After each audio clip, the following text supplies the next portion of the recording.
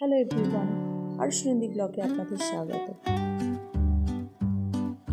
আজ এসেছি একটি অন্যরকম ভিডিও নিয়ে।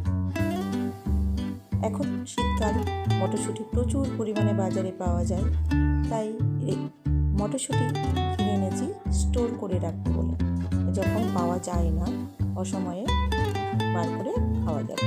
তাই ছাড়িয়ে নিয়ে হালকা গরম জলে লবণ দিয়ে ধুয়ে নিয়েছি। তো জল ঝরতে দেরি হচ্ছে বলে রোদে নিয়ে একটু গাটা শুকিয়ে নিয়েছি। মটরশুঁটি একদম শুকনো হয়ে গেছে, জল থাকলে মটরশুঁটিটা নষ্ট হয়ে যাবে। গাটা পুরো শুকনো করে নিয়েছি, দেখো মটরশুঁটির গা পুরো শুকনো।